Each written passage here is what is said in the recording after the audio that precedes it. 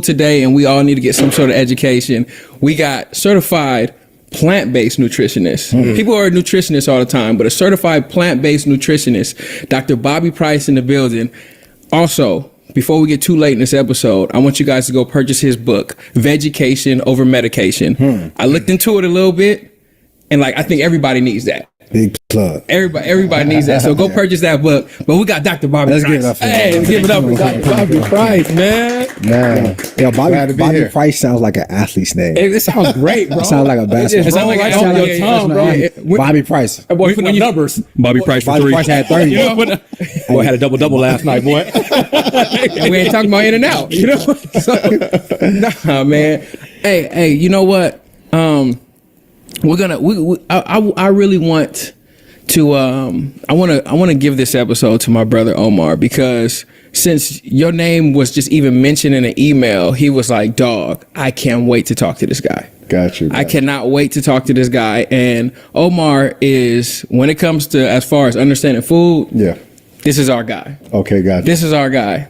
Omar, hit him with the fire, bro, because I know you're excited, though. I am excited, but I guess before we even dive into it, I think we should give the people just a little background about you. Let's talk about that. You're a certified plant-based nutritionist. You're a doctor. You're a herbalist. Yeah. I want to get into all of that, because even there's even some controversy between Western medicine, Eastern medicine. So let's get into that, man. Where'd you get your start at? Yeah, man. So I fell in love with chemistry as a kid because I grew up in like the worst part of town in the 80s and 90s. Where at? In Atlanta. Okay. And unlock the world's largest, most liquid financial market with Forex.com. growing up in one of the worst areas in the projects, it was during the time where crack cocaine was everywhere and it affected my family. And I had an uncle who was cooking crack on the stove, and he turned a powder to a crystal, and it just made this go off in my brain. I'm like, damn, my uncle looked like a scientist. And so the first doctor. Yeah, I go to school and I got a chemistry teacher. I'm like, yo, how does this even work? And he explained it to me. And when he explained it to me, I fell in love with chemistry. And so I fell in love with chemistry there. And the idea of health came into place because I lost all of my grandparents by the time I was 16. And I lost my maternal grandmother when I was 15. And I was in love with her. And I remember the day she passed away. I came home from a basketball camp. She had come home for hospice. And hospice is where they send you home when it's nothing else they can do. Now, I didn't know she was this sick. But when I arrived, and you see your grandmother this way, you know something is wrong. And so initially there's this prayer over get well and God, don't let my grandmother die. And then I realized grandmother is gone and currently she is suffering. And so I told my grandmother, you can leave, grandma. We don't want you to suffer anymore. And about 2 or 3 minutes later, she passed away. And when that happened, there was something in me that said, I gotta be the one. For my family, for my community. I started thinking about my grandfather died of a heart attack. My paternal grandmother died of a stroke and diabetes. And I just saw it throughout my whole family. So that inspired me to go into health. And the initial idea was I'm going to come up with all these magical drugs that are going to heal people. But I started working for the FDA and I realized really quickly that's not going to happen. So then I started working in the hospital as a clinical pharmacist. And I realized that's not going to happen. And the thing that I realized that really hit home with me is I got diagnosed with high blood pressure when I was 16. Wow. And so I lived with high blood pressure until I was in my late 20s. Now, keep in mind, I told you guys I was an athlete. I only had 7 to 10% body fat in high school. So I was fit, but I was unhealthy. Yep. And so I'm in the hospital in Atlanta, and everybody who see me in the hospital, they're like, all right, I want to talk to him because I'm the only black person with a white coat in there. And so now realizing I'm in a respectable position where people are looking to me for leadership. And so now I'm like, I got to figure this out because I'm seeing people my age come in there with heart attacks and strokes. in the late 20s, early 30s. And so I'm realizing this is going to be me. And so I went on this journey, discovered a plant-based lifestyle, lost about 45 pounds, normalized my blood pressure, got rid of my sleep apnea, and it changed everything. And you were able to do this all by just turning to a plant-based diet? Yeah, which was crazy because you got to understand, I got 3 science degrees. And everything in science told me that wasn't possible, because even when people would get diagnosed, they would always ask me how long I got to take this. And I'll be like, you got to take this for the rest of your life. Yeah. So being a scientist, you believe in the research. What made you go against the research? The truth, because I was always seeking the truth. Come on. It didn't matter how I got there, but I was seeking the truth. So every time I got to a point where it was like, well, that's not healing nobody. Wow. It wasn't truth. So I had to go in another direction. And so when the truth came to me right in front of my face, I never argued with it, because I was like, that's what I was looking for the whole time. But who guided you in that process? Because a plant-based diet doesn't just fall in your lap. So, Yeah, 100%. Because how's my mom is the cook in the family. Like, as a matter of fact, growing up, I remember my mom would cook on the weekends, and people would come over and get plates for the leftovers, like pay for them. Wow. So my mom was that kind of cook, and she cooked everything. Now, I'll say I stopped eating pork maybe in the 6th grade. I saw Malcolm X. But everything else was on the table. She was an advanced kid. Seriously. He was saying, I'm the 6th grade. Sixth grade is crazy. I've seen everything. So Double I'm bacon, gonna ask fine. you, right? Is hypertension hereditary, or is it hereditary to what our family eats? Okay, so what I always tell people, because again, you got to remember, I got diagnosed when I was 16. What is hypertension? I don't know. So the best way to explain it is high blood pressure. Okay. Okay, and what that is the best way I explain that to my audience is that it is a dis-ease. A dis-ease is dis, to remove, ease, peace. Okay. A removal of peace from the body. Okay. Hypertension is a lot of tension in the body. Okay. Okay. That tension is coming due to pressure. Pressure specifically in the arteries and the blood vessels. Okay. That could come due to plaque. That can come due to a thickness of the blood. That can come due to a blockage. A lot of different things. Okay. Stress even. So it doesn't matter where it comes from, but it primarily comes from our diet. Okay. And when you think about hypertension, Black people in America have the highest statistics of any people in the world. Okay. And that's In America. in America. America. African Americans have the highest and the worst blood pressures in the world. We also have the worst diet in the world. When you look at our diet, that soul food diet that we're going to talk about in a second, that is a prescription for death. Okay. And that's what I grew up on. That's why I lost all my grandparents. One of the things I didn't tell you, I lost all of my grandparents, but I had a great grandmother who lived to 105. What was her eating like? She walked into my grandmother's funeral, who was 67. Oh. She grew up on a farm, lived on a farm. She ate what she grew. It was a very different lifestyle.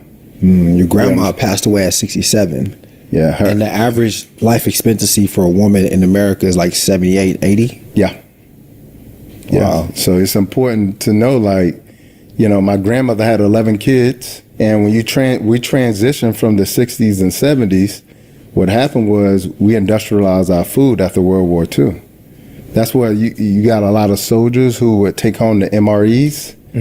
That was the first processed food, because they created that food for soldiers to be able to get food on the battlefield. So that's when we first got introduced to processing. That's the first introduction to it. They hired scientists to figure out, how do we create food for the soldiers that doesn't go bad?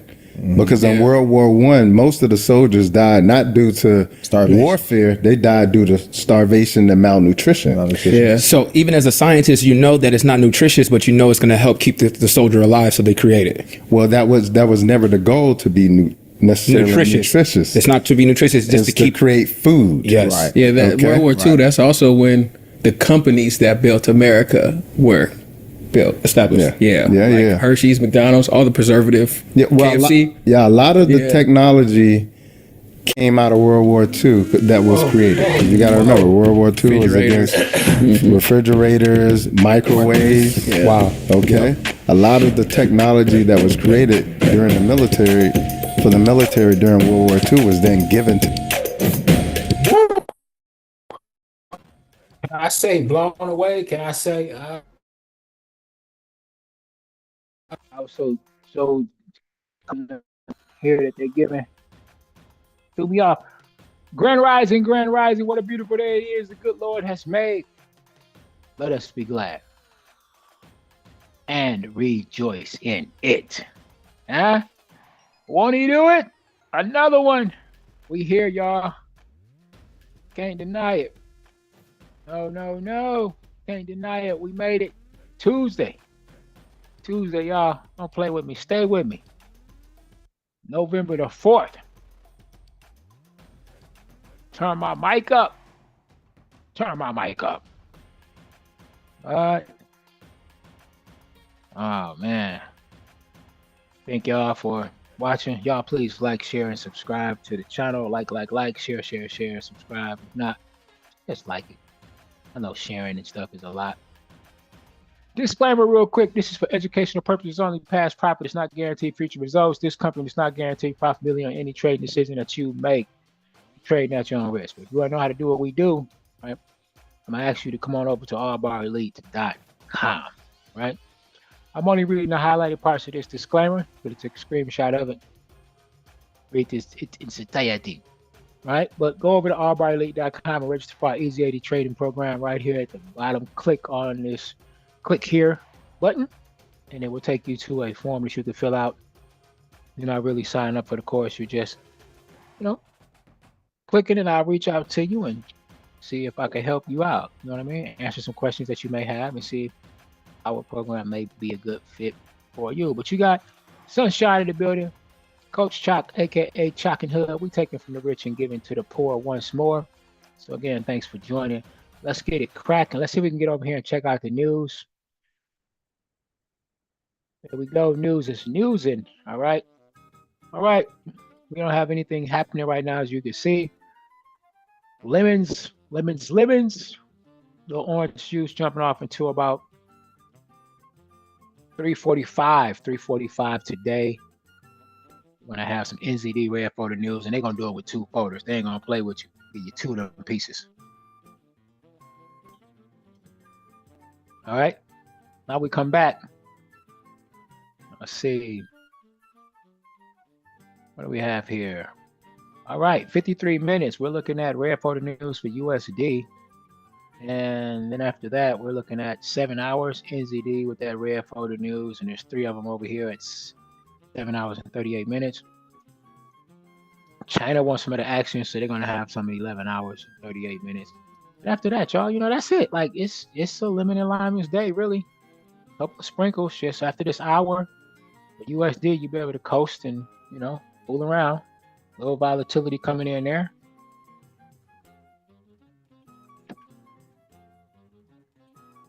That is it, right?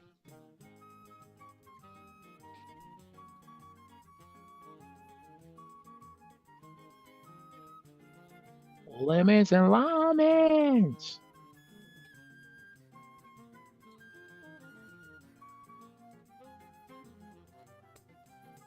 So before we jump on into the market, let's go ahead, hit that word up real quick. Put out to the ta-dow, right? And it says it's coming from Genesis 33 and 20 MSG. It sounds like something you have in your food that you shouldn't be eating. It's got the MSG in it. Watch it, y'all. Then he built out an altar.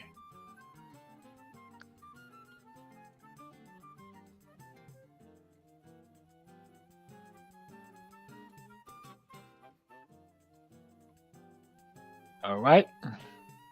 So it's up there. I didn't even press the send button. Well, it's out there now. There we go, y'all. Let's get into these charts. TPs from yesterday. GA hit. Never came back down for the sell, but we got to buy. I wasn't quite sure about it, but we had it anyway. GBP JPY smacked TP. And then we even had a nice move from where is the Russell? Oh, it was gold. Gold came in and gave it up. Not playing, so just want to send y'all a little love for coming out. Thank y'all for being here, being here, being here.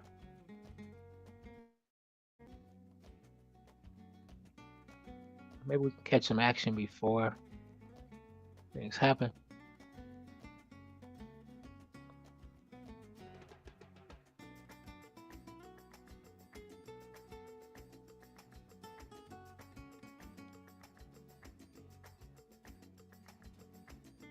I think EJ might be a nice one to check out.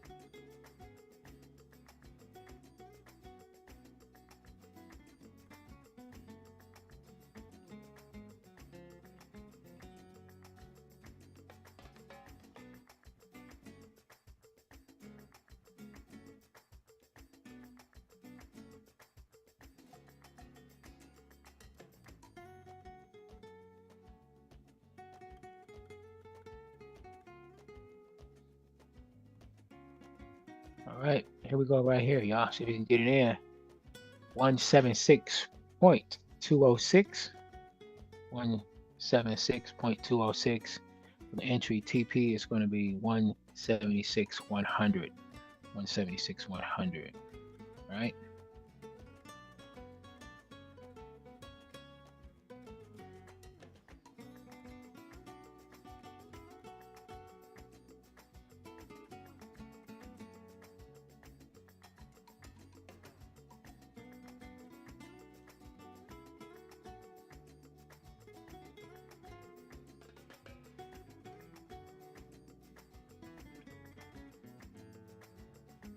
So close to the entry.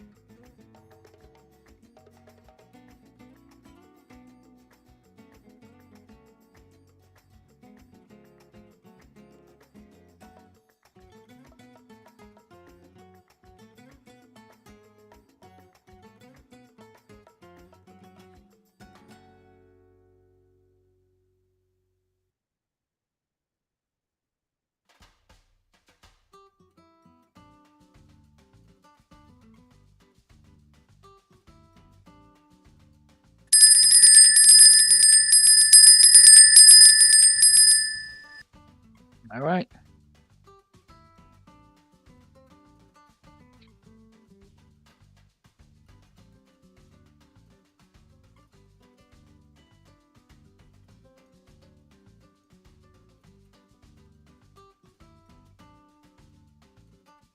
All right, so we are in on EJ. In on EJ. Try to get this thing cracking today.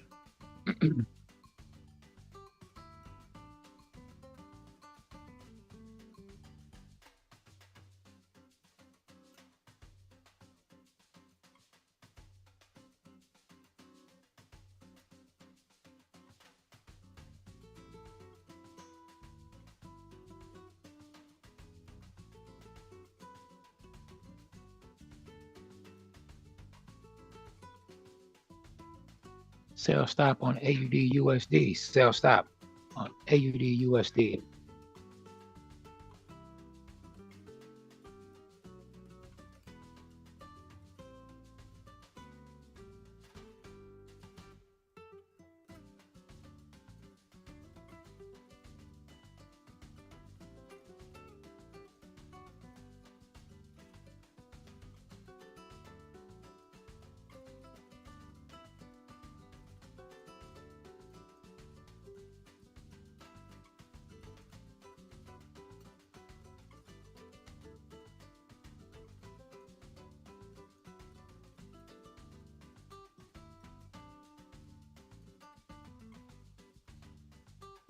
Okay, AUD USD setting up right now.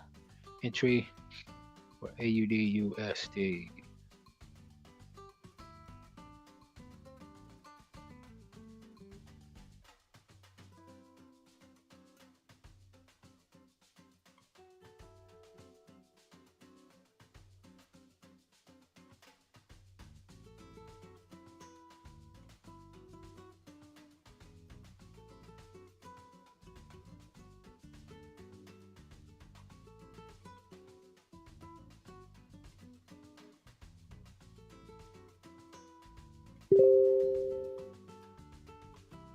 Ready to drop a sell stop on AUD USD.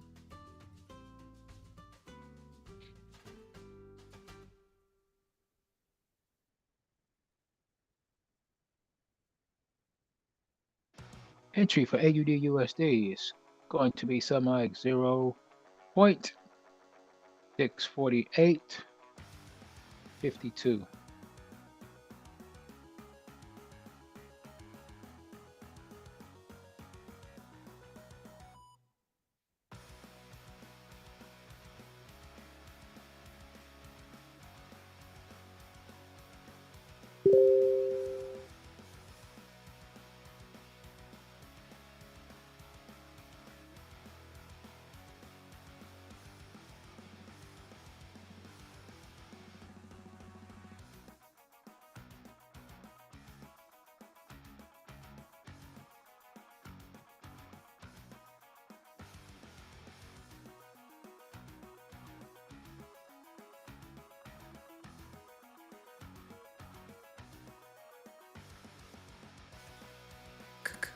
Hey, take a look.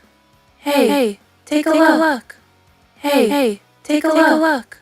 Hey, take a look.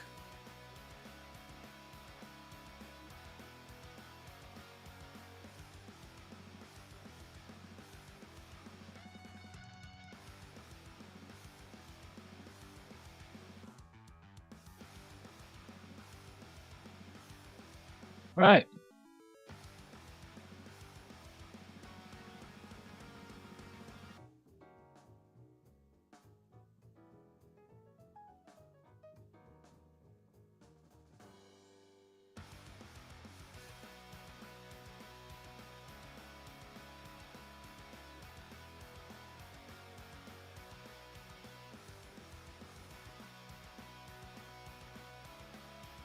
It's got a sale on the Russell.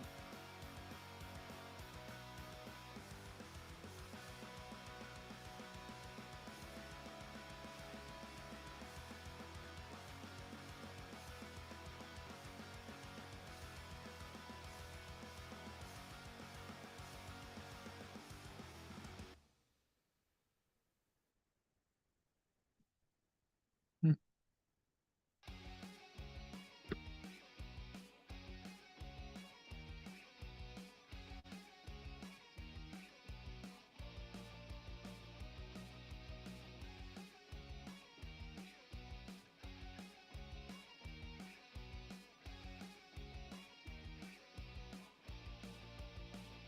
To the public or given to these new companies, and then it was implemented, and then our food got industrialized.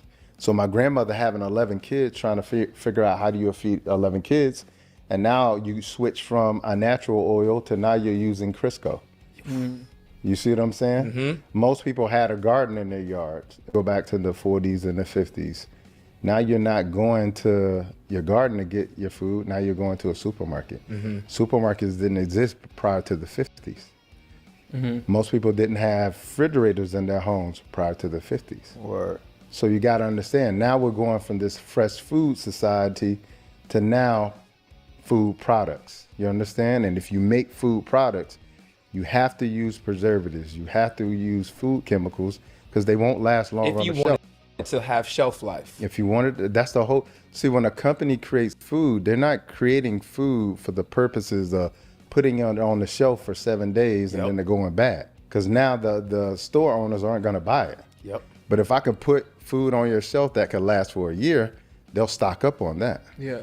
You see what I'm saying? So we went from food to food products. You see what I'm saying? And that was the shift. At 16, were you able to make the connection that, yo, I'm healthy, I'm active, I'm an athlete, and I got high blood pressure? Yeah.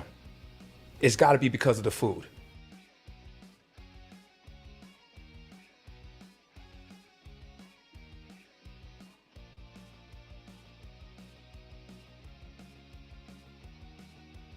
Or did this realization come later on in life? No, I said it was because I had bad genes because I lost all my grandparents.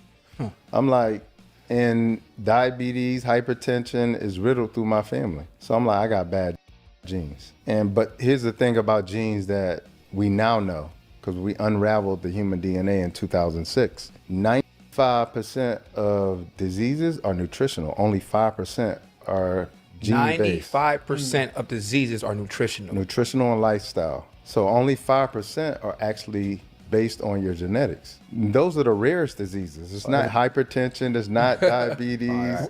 It's not even most of the cancers. It's not breast cancer, prostate cancer, colorectal cancer, none of the cancers that you would think of. Okay, so let's get into it. Because you said 95% of diseases come from nutrition, right? And lifestyle. And lifestyle. In the World Health Organization, it says that if you eat meat, it will cause cancer. Yeah. Right. So all processed meat, which most meat is processed, because it has to be. You got to think, if you slice something up or kill something, there's no way possible for it to last the length of time that it lasts. I mean, if you run a dog over out there and come back 2 days later, it's going to smell, look, and have things coming out of it. That's what flesh does. It's supposed to do that. It goes into rigor mortis, and then all of a sudden it starts to break down. Okay? So how is it that meat can be in this grocery store for weeks and days? Because most of the meat you're eating, I mean, it literally takes, it's in there in the process for months. They didn't just slice the animal open and then brought it over to the supermarket. Months. And you know, sometimes when you go in there, you'll see the meat, it'll look sort of gray and brown. Yes. That's the meat that the dye has ran out of it. Dye. Because they spray it, that you have to spray it with dye. You got to think, anything that dyes is going to change colors. It can't keep its color because the color is coming from the blood. And the dye is like the processing part. A lot of like It's a spray. Yeah. Bro, so we know this information. What do you think makes it so hard for us to make the transition or switch from eating these type of things? If we know this, 95% of diseases are coming from nutrition and lifestyle. We know that processed meats are causing cancer. What is so hard for us to understand? The information is available. What is it? The stuff is not accessible though, like that, is it? And it's not affordable. But what's not affordable and what's not accessible? Because fruit and veggies, unprocessed meats. Well, Right? as I was saying before, all of those processed meat, and if you go to the IARC, which is the governing body that determines what is and what isn't cancerous or carcinogenic, processed meats are a level 1 carcinogen, the same category as cigarettes, plutonium, etc. Okay, all processed meat. That's deli meat that you make sandwiches with. That's turkey bacon, that's sausages. That's turkey, whatever is processed meat. It's a level 1 carcinogen. But the reason why we have a disconnect between the two is because we're being constantly told that it's our genetics. That's why I believed it. We believe that we're sick because we got bad genes. Right. And we believe that the only solution there is a drug. Because if you look at commercials. All right, going in with this gold trade for a sell stop. I'm going to do 3.974.3. Well, let's just say 3,974.3. Okay. And then TP is going to be 3,970.8. 3,970.8. Just start checking out commercials. I would say 70% of commercials are either fast food or Grand drug Rising, commercials. Carol. So if you're constantly getting that television programming that is telling you in between whatever programming you're watching, take this drug for this, it heals this, and then of course you hear that long list of side effects. Yeah. That is like 70% of the commercial. Normalized. why do you think people are so easy to make a purchase on a product like that Take has a all look. those lists of Take a side look. effects? Hey, take a look. Right? Hey. But as open to maybe healing themselves naturally in a more holistic way with a herb or maybe a tonic or something like that. Yeah, because we've been taught there's a pill for every ill. Yeah. That's what, like, if you get a headache, you think the solution to it is Excedrin. You think but you don't have an Excedrin deficiency. That's not the cause. Yep. So you're not addressing the cause, but what it does do is get rid of the symptoms. But it never addresses the cause. You don't know if this is quite possibly the reason why 20 years later you end up with dementia. Because you were constantly masking these symptoms with Excedrin. You see what I'm saying? So like we've been taught that. And so when we think about healing, we don't think about it in the sense of addressing the cause. We think about it from the sense of addressing the symptoms. And then in 20 years, when we get diagnosed with dementia, they don't ever equate it to. That was a check engine light. The headache, So like- the so- migraines were a check So when engine the light. dementia what I said the comes, other it's day. like, yo, we don't know where this came from. Yeah. Same thing when you get cancer and you say, where did this come from? They say, well, we don't really know where cancers come from. But I just told you, if you go to the governing body that determines what is and isn't cancerous, they tell you cigarettes cause cancer. They tell you processed meats cause cancer. And there's a much longer list of things that are in your household products, that are in your cosmetic products, that are in your hygienic products. There's a long list of things that are carcinogenic. So you don't believe in medicine at all. I wouldn't say that. What I would say is if I walk out on Hollywood Boulevard and I get hit by a car, take me to the hospital. Straight up. Straight up. Yeah. Straight up. But in the sense of maintaining my health and actually trying to heal, no. Because modern medications are just simply designed to manipulate your biochemistry. And anybody who is a healthcare professional knows that is true. If you understand pharmacokinetics, you know that is true. All it does is manipulate your biochemistry. So if you have high blood pressure, maybe I tap into your angiotensin receptor. Maybe I use a calcium channel blocker. Doesn't matter what I use, but that manipulates your biochemistry to lower your blood pressure. It's only addressing the check engine light. It's not addressing the actual issue. And we know this to be true because most people who have a heart attack or stroke, they're on medication when they have the heart attack or stroke. So we know that what's happening is, your blood pressure may look or appear to be lower, but the damage is still occurring because you still have the heart attack or stroke. Yeah. So talk to us about what's your diet like? My diet? Yeah. So I typically don't eat until around about 1. I like to do intermittent fasting. I usually stop somewhere Every around. day. Yeah. I usually stop somewhere around 7 p.m. typically. So that's when I don't eat. That's my not eating window. And then the first thing I eat is usually fruit. So like coming here to LA, you guys know, I don't know if you know, I own a tropical fruit farm. box. Yeah. Yep. And so I eat tropical fruit in the morning. That's the first thing I break my fast with because I've been fasting for 16, 17 hours. So I break my fast with a food that is the most easily digestible food there is, which is fruit. That's the most easy thing to digest. Most people, when they eat fruit, they have no problem with fruit. You try to eat steak and potatoes, you got problems. So that's the first thing that I break my fast with. Or I do like a smoothie, I do a green juice. And then I have my lunch. My lunch could be a number of things. I mean, it could be some kind of quinoa bowl. It could be, a wrap, like a kale wrap. It could be a large number of things. Right. So is intermittent fasting is that a variation of detoxing? No, intermittent fasting is just a window where you don't eat. Okay. And I talk about that in my 3 book, minutes to Education open the Over bell. Medication. Hold The on. importance of having digestive rest. We eat like cows. Cows graze throughout the day. There's not a period where they're not eating grass. But they also have 5 stomachs. Yeah, they got 5, 6 stomachs. We have 1. We got 1. So we're not supposed to be eating, waking up in the morning, having breakfast, then having a snack, then having lunch, and then having a snack between that, and then having dinner, and then finally going to sleep and waking up and repeating the process. That's grazing. So this is why we never have any rest. And what most people don't know about digestion is this. It takes up the large majority of most of your energy. That's why when you overeat, Digesting. when you overeat, You slumped. you get the itis. And that's why when you eat before you go to sleep, you don't have good rest. You don't have 'Cause your good body's rest. working so hard trying to digest and process While that you're food. sleeping. Because when you wake up, what do you got to do? You got to go to the bathroom. Yep. Your body been working while you've been sleeping. Yep. You see what I'm saying? Yeah. But if you finish your meal, let's say 3 to 4 hours before you go to bed, you may have a bowel movement or urinate before you go to bed. Now you're going to have restful sleep. Make sense? Okay. Yeah. So you don't eat. So no chicken. No, I don't eat any animal products. Okay. So Yeah, for the last 13 years. So what would you say to someone who says, "Yo, okay, is there a such thing as too healthy? Too healthy. I'm trying to does that live too mean? healthy." Nah.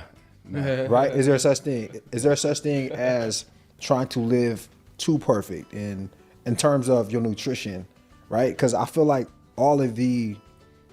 everyone can dissect everyone's nutrition and find things to say that kind of point out to that's unhealthy. You understand what I'm saying? So someone can say, okay, well, you lack the protein to gain muscle. Yeah, for sure. Like how do you navigate those conversations? Yeah, well, I always tell people, we have this perception. Again, I write Just about hit that. TP on because I go. always get Smack that question. We All have on this the perception floor, around smack protein that if you it want is. more, smack that. Whoa. Whoa. Y'all want to see what that look like? Look at that. Let's turn it on and see.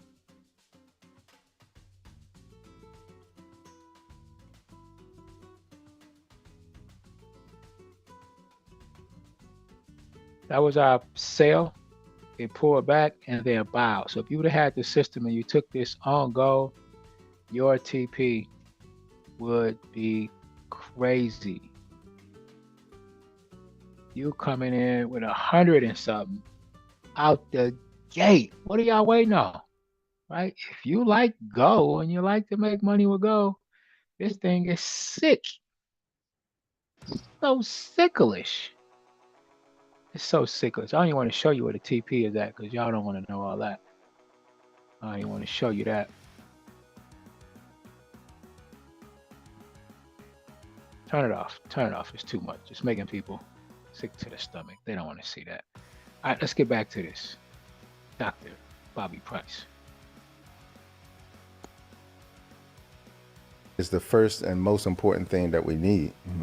But when you think about Grand Rising Tanya. Who is that in there? Who is that? Yeah. Carol in there. Get Carol in there. Yeah, Grand Rising God. We see you. We see you. think about what animals do most people eat? Cows, chickens. pigs, chicken. All right, and we say we need to eat that because why? We need protein. We need protein. All right.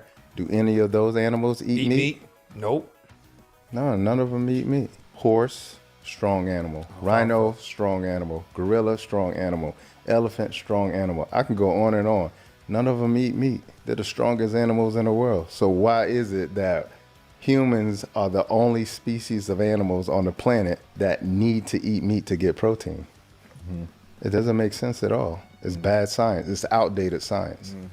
So like that's essentially how I explain to people, if you want to eat meat, cool, do your thing. Yeah. I'm just saying you don't need to. Yeah. You know, it's not necessary because you get protein from your food. And as much as people would like to think, well, you're not going to get enough, well, just go look at a lot of these men are in prison. They some of the most jacked dudes in the world. Yep.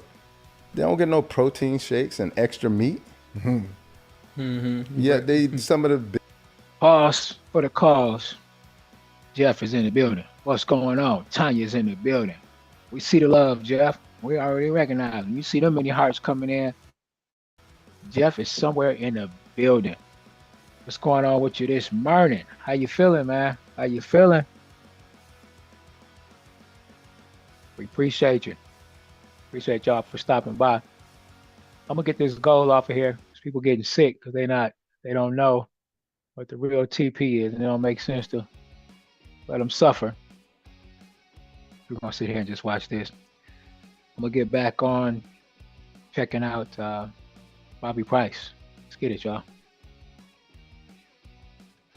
biggest and strongest men in the world. Yep. So I'm just saying, like, yeah, there's a whole perception around, you know, bodybuilding and nutrition and the food industry that you need massive amounts of protein. I'm just saying, you really don't. I want to go back to that processed meat and that dye you was talking about. Because you said, when it sits there, you know, it's obviously processed, it sits there, and then if it sits there long enough, you know, the dye comes out. Yeah. And people still eat that stuff. And it's got to be processed through our digestive system. Yeah. Like, how long will something like that take to actually move through our body? how long could it possibly sit in our body? Because a lot of people will talk about, man, I feel really bloated, especially after eating things like red meat. Yeah. You know what I mean? So how long does it take for red meat to actually truly process and digest in the body? I mean, it actually depends on what you eat it with. Because again, if you eat a protein with a starch, it could take up to 24 hours to digest. Sometimes it could just sit there because that's the protein. A starch turns into like a glue inside of our body. So when you eat potatoes with no veggies around it, like green leafy vegetables, it turns into like a glue. And then you got a protein like a meat, let's say steak. It has no fiber in it. We are in on AUD. I don't know if you in yet, but I'm counting mine. You can give me my entry. And I'm going to go and count my TP too. They say you have not because you ask not. I'm talking about the God that I serve. Telling you, see what I'm saying? See what I'm saying? Don't play with me. Stay with me, y'all. God bless y'all. Allbar Elite is in the building. No water content in it. To have a bowel movement, you have to have fiber and you have to have water. There's no fiber in any animal products. So if you're going to eat meat, you have to eat it with green leafy vegetables. You got to eat it with vegetables because it has fiber and it has water content. That's why when you take vegetables and fruit and you put them in a juicer, you get juice out. Yep. That's water content. So if you eat meat, let's say I was someone that eat meat. I don't eat meat. But let's say I was someone that was eating meat, right? Yeah. And I take up something like you said, I'm eating tropical fruits in the morning because that's something I do as well, right? Yeah. Do you think that the tropical fruits with the high water content will help move the meat throughout my body and allow me to digest in the morning? Like, is that a good counterbalance for someone? What I always tell people, because I really can't tell people how much meat to eat. And the reason why is because, again, like I don't judge anybody for what they eat. That's your business. I only educate people. But what I want people to understand is this. Most of the meat you're eating is not healthy meat. Even when they say it's grass-fed and blah, blah, blah, blah, most of the time it's not. Not even I Wagyu. got you. What about halal? Yeah. I got you. No? It's really important to know that. Wow. Right. Yeah, and then the other thing that's really important is that everybody's body is different. Nobody is the same. And what I mean by that is this. You got people who have really good digestive system. You got other people who have really poor digestive systems. You have people who process sugars really well, and you got people who don't. So it all actually depends on what you're eating it with, okay? But if you're going to eat meat, I highly recommend you don't eat it with any other refined carbohydrates. You need to definitely eat it with a lot of green leafy vegetables. So I feel like this conversation is like this is a really big conversation in switching generational norms for people. Yeah. I feel like obviously you're heavily invested in this space. Omar, you heavily invested. Duke, you dabble. And for me, I want to get more information for our audience who might just be listening. How can they adopt a plant-based diet? How can they just get their feet wet and be getting started in that space? Because with Thanksgiving here, you know, you have Beans. First and foremost, we're gonna start with the ham, right? That's the biggest hog that we got. We're gonna start with the ham. You know, then you got all of the other foods that if your auntie don't got a little meat hanging over her elbow, you're not gonna eat it, right? So like, how do we start with just getting our feet wet in a plant-based diet? Because I feel like going to the store or being on Postmates looking for a meal, it's kind of hard to get those things that we're talking about. Yeah, for sure. You know, what I always tell people is like, first start with a why, because, you know, what I find with people is like, they're so resistant to it because they don't have a why as to why they should do it. And that resistance is what keep people away from the idea of, I need to do this for my health, or I need to do this to break certain health generational curses that are in my family. And I think when we start to think in that sense, then we start to plan differently around our social gatherings.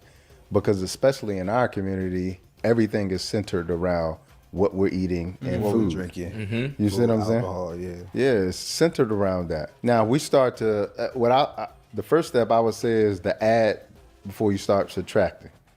And what I mean by that is start adding some healthy foods in there. Start adding some replacements.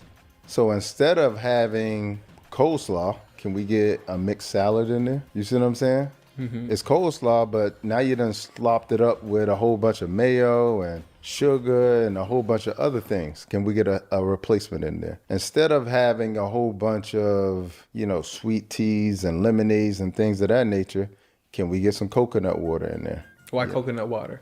Well, coconut water is naturally sweetened. It already has minerals and electrolytes in it. It has healthy fats in it already. It actually hydrates you as opposed to drinking something like a sweet beverage that actually dehydrates you and raises your blood sugar and actually adds to your obesity. And in our community, 75% of people are either overweight or obese. So it's important that we stop drinking our calories. You understand? So we switched to like a coconut water. Now we're drinking something naturally. And it's actually hydrating us. So that's what I always say is, you know, like you're not going to be able to convert everybody and say, hey, we're going to have a vegan Thanksgiving this year. That ain't happening. But what you can do is everybody got to have some of this salad. Yeah. Absolutely no sweetened beverages at all. Okay, let's take the meat down a level. Yep. Let's get rid of all of these sweet pies that we know we got diabetes in our family. And it only takes one person to say, like, we got to do better. And people believe that person, and that person is a leader in the family, and people say, all right, that's what we're doing. So for Thanksgiving, let's eliminate the turkey. Let's eliminate the ham. Let's eliminate the roast beef. I mean, that's a lot. That's a lot for someone who hasn't. Right. That's a lot. So taking maybe one of those away. But I'm just You know what I curious. mean? I'm curious. What will be a good substitute if somebody's like, yo, I want to dive head first in. Like, we want to eliminate all those meats. What's a good substitute? So what happened with like my family? So typically on the family gathering, we had like 60 people in the house. Bro. Wow. Yeah, I got a really big It's family. actually beautiful though. And I again, was having Thanksgiving outside. That's and tight. my mom is like the cook in our family too. So she cooks primarily everything. Okay, so that's the kind of food I grew up, which is why I had hypertension. Okay, and so what I always tell people is like, okay, I have created some recipes. All right, so I made a whole cookbook, and it's really for my family. And that cookbook has a lot of So it's these. made with love. They have all the recipes. Like, all right, you want chicken? All right, I have a mushroom chicken. It tastes just like that. Use oyster mushrooms and lion's mane. Oh, see, that it's a bunch of non-believers. Come on, Dr. now. Bobby, it's a bunch of non-believers in here, bro. Hey, bro. Hey, they don't believe. They don't believe, dog. like They don't believe, Hold dog. on, They hold don't on. believe it. Because this would get me. What's up? Because he said it tastes just like it. That's what he said. It tastes just like it. Yeah. Don't nothing taste. Can anybody smell the TP? Just wondering if anybody could smell a TP brewing. Just want to know if you can, if you do. All right. It's fine. If you don't, it's fine as well. All right. Let's get back to Bobby Price, y'all. Well, no, let's not get back to Bobby Price. Let's do this. Let's get into the word. How about that? How about that? How about them apples with no sauce? Y'all so silly. Know why I be fooling with y'all? Y'all be wilding out early in the morning. Y'all ever realize that? How y'all be fooling around early in the morning? That's a good thing. It means you're happy and in a good spirit. So we're gonna do it's good work.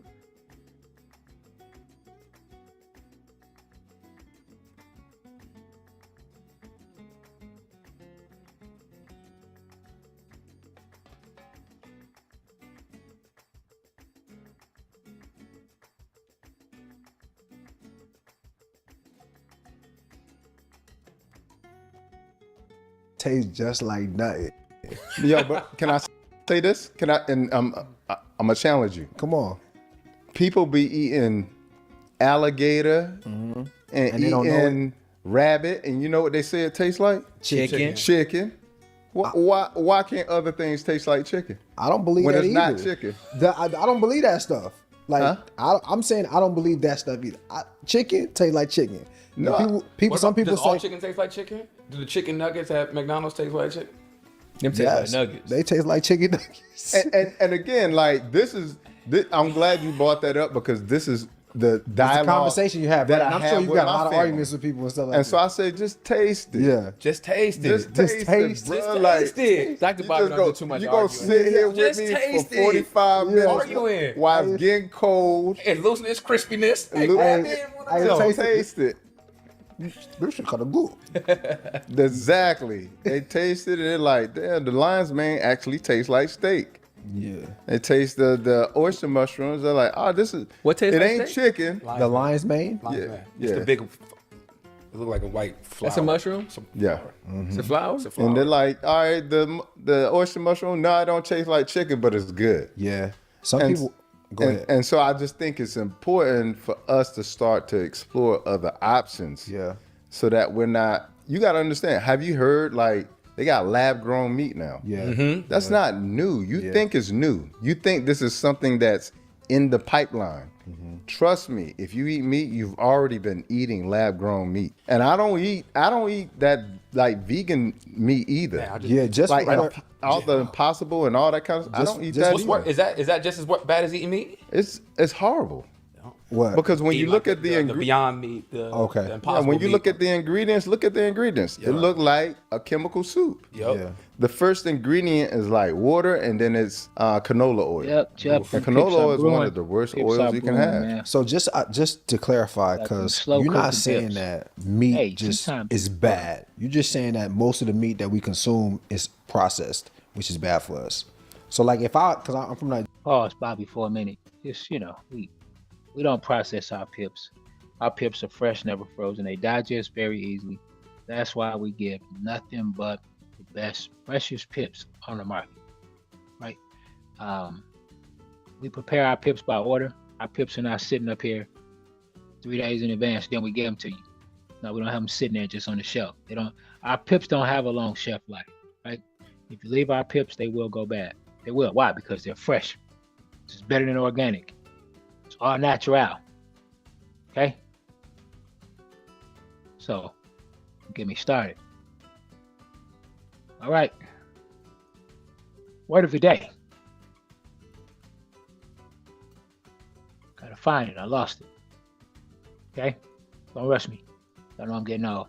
Here we go.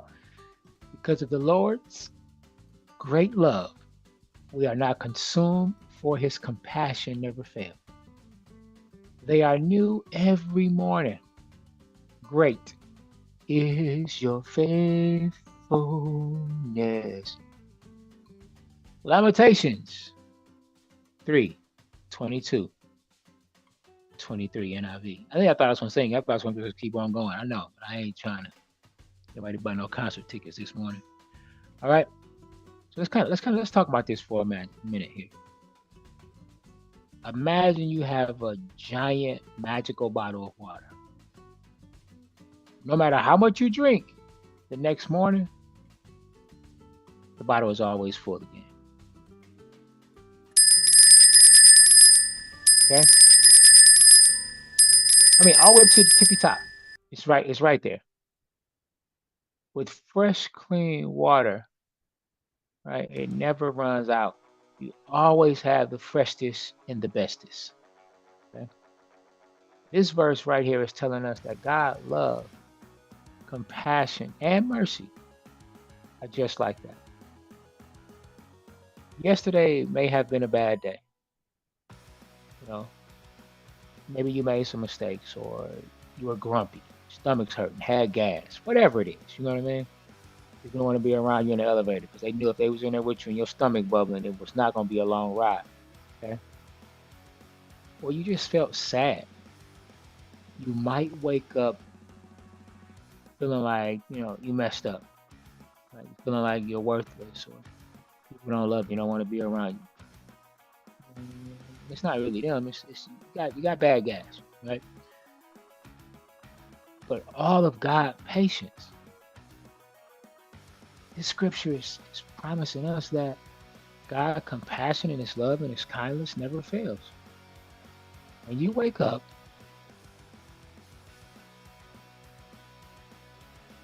his mercy for you is brand new.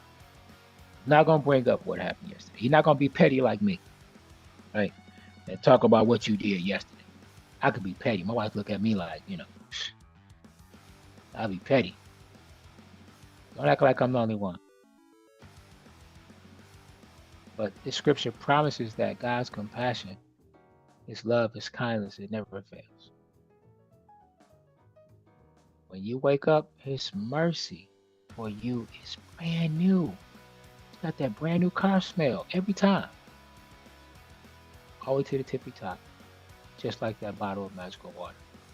So let's remember, y'all, God is not holding against us, so we need to stop holding against ourselves. Stop blaming ourselves for things not working out or not being the way we want to be. It's not our fault. Brand new. Let's go. Right? So pray with me if you shall. Close your head and bow your eyes. Lord, thank you for your great love for me. Thank you that your compassion never, ever, ever, ever, ever, ever, ever fails. I'm so grateful that no matter what happened yesterday and the day before and last week, that your mercy is brand new. It's brand new for me this morning. Help me to live this new, fresh start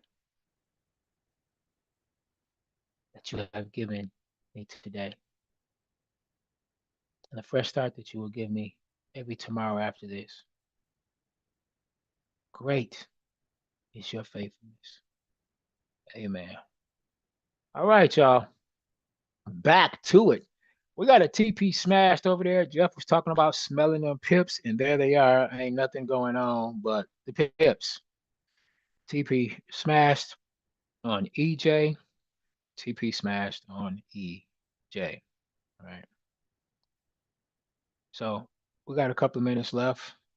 I'm just going to say in advance, if you would like for me to share this link with you from this podcast, I will share the link. Let me know.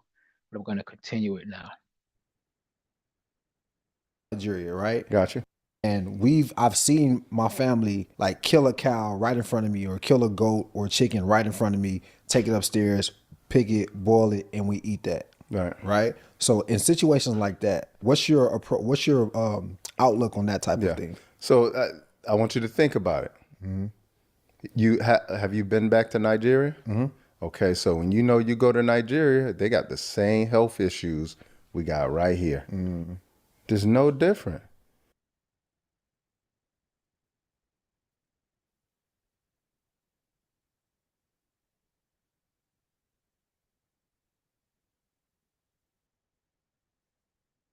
High blood pressure, diabetes, it's the same. Okay. And what do you Nigerians eat? Most of my best friends are Nigerian. I know. And what do they eat a lot of? Rice. A whole bunch of rice, a whole bunch of meat. Yep. You see what I'm saying? You go to the Maasai tribe that's in Kenya and Tanzania. You know what they primarily eat? The Maasai warriors? Milk and meat. You know their age life expectancy? 68. Like 45. Oh, wow. You know what they typically die of? Parasites. Oh no. Okay, so you got to understand. I'm not trying to I'm not here to tell people what to do. I'm just here to educate people. So talk to me about the blue zones. Okay. Right. Okay. What do they like that? What do they do different? Okay. You gotta just jump through. Okay.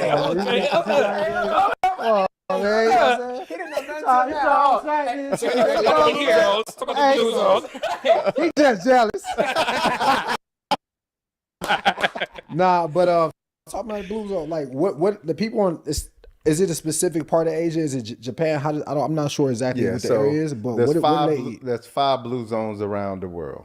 You have Costa Rica, you have Sardinia in Italy, okay? You have one in Greece, Icaria. You also have another one in Japan, and then the last one is Loma Linda, California. I know that's throws everybody off. Yep. Loma Linda or Yorba Linda? Loma Linda. Loma Linda. Okay. Oh man, that's my heart hospital. That's a good heart institute. It's not like ranch farmland. A lot of No, the reason why is because a huge number of 7-day Adventists live there, and 7-day Adventists are known to be plant-based. Are you aware of that? Game. Yeah. Okay. So most 7-day Adventists don't eat meat. I'm sorry. What is a 7-day Adventist? It's just a denomination of Christianity. Okay. Yeah. So that's the blue zones. I got you. And the blue zones share a lot of different characteristics. I lived in Okinawa, Japan, one of those blue zones for 4.5 years. Wow. And got to see these people in the village. And Okinawa, Japan for decades was the #1 blue zone in terms of having the largest number of centenarians, people who live to 100. I know our audience is listening and wondering, what the hell a blue zone is? Because I know I am. Yeah. I'm picking up what you're putting down. Yeah. But what's a blue zone? It's just simply region or area, the 5 that I just named, that people live to 100. They have the largest number of centenarians, people who live to 100. They primarily eat plant-based, and they share other different philosophies as well too, like Community, movement, certain eating practices. Without being connected or knowing each other. They just share these characteristics.